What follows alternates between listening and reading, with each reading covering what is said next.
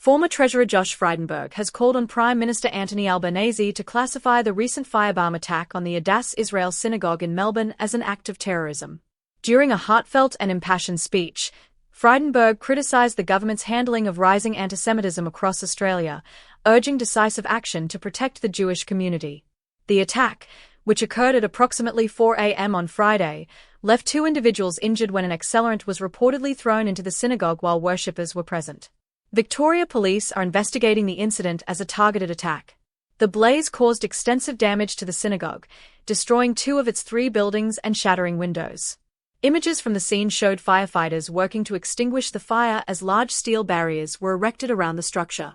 Benjamin Klein, a board member of the synagogue, recounted the horrifying details, stating that those inside heard pounding on the doors and saw flammable liquids being thrown through a window. The fire spread rapidly, he said, describing the incident as truly shocking for a peaceful and close-knit community. In response to the attack, Prime Minister Albanese condemned the incident, calling it a deliberate and unlawful act that contravenes Australia's values of religious freedom and safety. During a speech in Western Australia, he emphasised the significant contributions of the Jewish community to Australia's success and reiterated the government's commitment to ensuring their safety. However, Frydenberg and other critics, including Israeli President Isaac Herzog, have questioned the government's response. Frydenberg has demanded that the Prime Minister officially designate the attack as a terrorist act, highlighting that the nature of the firebombing at a place of worship with people inside clearly meets the criteria for such a classification. The attack comes amid a concerning rise in anti-Semitic incidents across Australia. The Executive Council of Australian Jewry has reported a dramatic increase in physical assaults on Jewish individuals, from 11 in 2023 to 65 in 2024. This escalation has been particularly pronounced following the October 2023 Hamas attack on southern Israel, which claimed over 1,200 lives and saw 251 people taken hostage.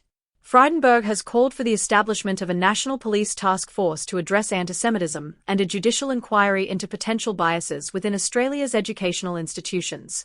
He emphasised that political leaders must act decisively to confront these challenges rather than retreat from them. The attack has also reignited debate about the Albanese government's policies toward Israel. Israeli Prime Minister Benjamin Netanyahu linked the incident to what he described as Australia's extreme anti-Israel position, referencing an upcoming United Nations vote urging Israel to end its presence in occupied Palestinian territories.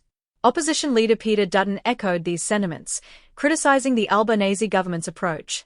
Employment and Workplace Relations Minister Tony Burke defended the government's record, highlighting initiatives to combat hate speech, ban the Nazi salute, and allocate $25 million to enhance security at Jewish institutions, including schools. Burke expressed disagreement with Netanyahu's characterization of the government's stance, reiterating that Australia remains committed to combating anti-Semitism. The attack drew strong condemnation from community leaders and organizations. Dr. Dvi Abramovich, chair of the Anti-Defamation Commission, described the firebombing as a national emergency. He criticized repeated empty reassurances from political leaders and called for a more proactive approach to ensure the safety of Jewish communities. In a statement shared on social media, Albanese reaffirmed his denouncement of the despicable attack, calling it anti-Semitic and un-Australian. He assured the Jewish community of the government's support and pledged to strengthen measures against hate crimes.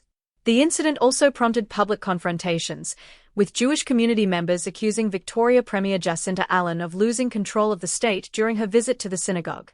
Allen was forced to cut her press conference short due to heckling from the crowd. Victoria Police continue their search for 2 suspects believed to have carried out the attack. The individuals reportedly wore masks and used accelerants to ignite the fire. While the motive remains officially undetermined, police are treating the case as a possible hate crime. In a related incident, police apprehended a man near a Jewish bakery in Melbourne for brandishing a hammer and verbally assaulting community members. No injuries were reported. Thank you for tuning in to Aussie Pulse.